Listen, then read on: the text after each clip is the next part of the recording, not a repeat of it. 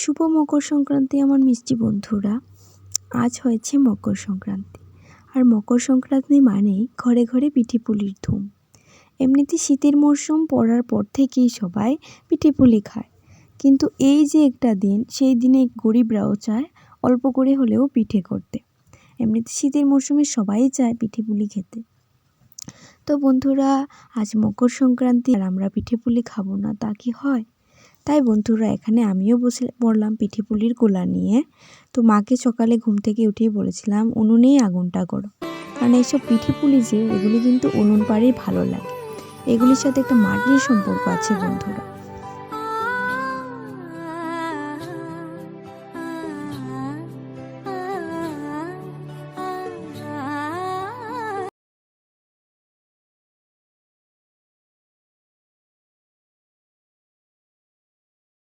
কয়েকটা পিঠে পুলি করেই বন্ধুরা এই কুয়াশার মধ্যে বেরিয়ে পড়লাম আমি আর জুই ব্যাগ হাতে নিয়ে। তো কোথায় যাচ্ছি? তো দেখো, প্রচুর পরিমাণে কুয়াশা পড়েছে, কিন্তু যেহেতু মকর সংক্রান্তি কিছু রিচুয়াল থাকে, তো সব কিছু উঠতে গিয়েও হলেও এই কাজগুলি করতে হয়।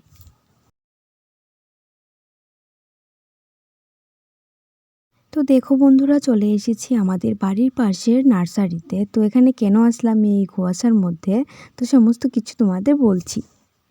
তো দেখো, প্রচুর পরিমাণে কুয়াশা পড়েছে আর অনেকটা সুন্দরও লাগছে। আর আজকে বন্ধুরা প্রচুর পরিমাণে ঠান্ডাও বেড়েছে, অনেকটা ঠান্ডা বেড়ে গেছে আজকে আমাদের দিকে। শুভ সকাল আমার মিষ্টি বন্ধুরা, আমার নতুন আরও একটি ব্লগে তোমাদের সকলকে জানাই স্বাগতম। ত্রিপুরার একটি ছোট্ট গ্রাম থেকে আমি রিমা। আমার এই ছোট্ট পরিবারে তোমাদের আবারও জানাই অনেক অনেক স্বাগতম।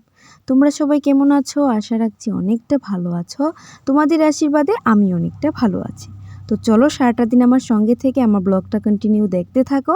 আশা রাখছি আজকের ব্লগটা ভালো লাগবে।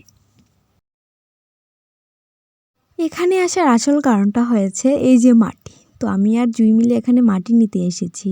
আর মাটি নেওয়ার কারণটা হয়েছে, মকর সংক্রান্তিতে গ্রামের মধ্যে এখনও একটা নিয়ম প্রচলিত আছে। সেটা হয়েছে ঘরে ঘরে লুট আসে। তো এই লুটের জন্যই উঠানটাও সুন্দর করে লেপে আলিপনা দিতে হয়। তাই বন্ধুরা, এখানে অনেকটা সুন্দর লাল মাটি হয়েছে, জেসিবি দিয়ে লাল মাটি গুঁড়া হয়েছে। তো আমি আর জুই এখান থেকেই মাটি নিয়ে এসেছি।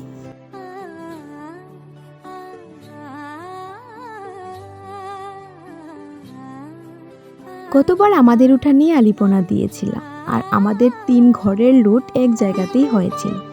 আর এইবার আমাদের উঠানে যেহেতু নতুন মাটি পড়েছে বন্ধুরা, লেপা যাবে না।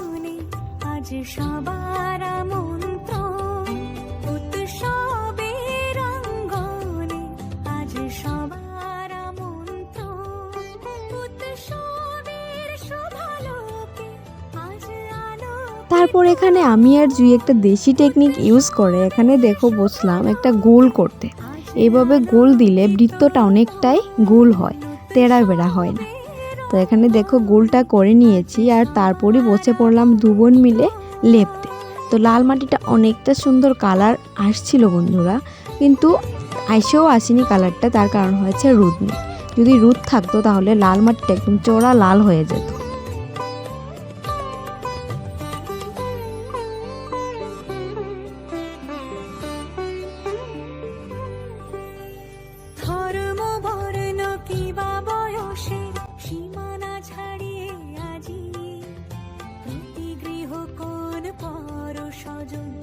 তো লেপা শেষ করে এখানে দেখো কিছু কিছু করে আমরা এগিয়ে যাচ্ছি আলিপনার দিকে। এটা হচ্ছে ফার্স্ট রাউন্ডটা, মানে প্রথমে এটাকে করেছি চালের গুঁড়া দিয়ে।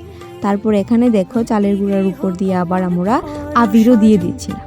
তো পুরোটা দেখে বলবে কেমন হয়েছে। তো তোমরা কন্টিনিউ ব্লগটা দেখতে থাকো।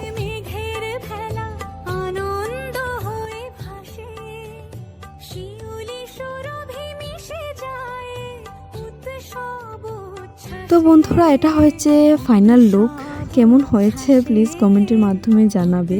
আর এটা করতে অনেকটা সময় লেগে গেছিলো, যেহেতু অনেকটা বড় করে আমরা গোলটা করেছিলাম। তো বন্ধুরা, আরও অনেক ডিজাইন করতে পারতাম চাইলেই এই সাইডগুলি দিয়ে, কিন্তু করা হলো না। ওই যে একটা ধৈর্য হারিয়ে ফেলেছিলাম, আর লুটও প্রায় চলে আসছিল, তাই বন্ধুরা আর করিনি।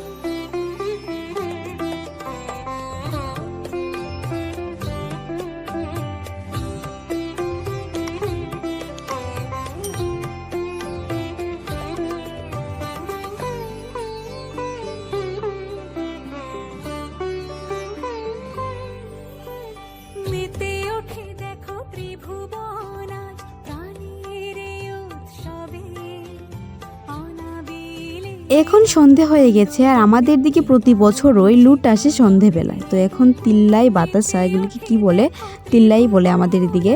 তো তিল্লাই বাতাসা দিয়ে কমলা দিয়ে লুটটা সাজিয়ে নেব। আজকের দিনটা কেন এত সুন্দর বন্ধুরা জানো? আজকের দিনে গোটা গ্রামের লোক একসঙ্গে ঠাকুরের উদ্দেশ্যে বেরিয়ে পড়ে বাড়ি থেকে।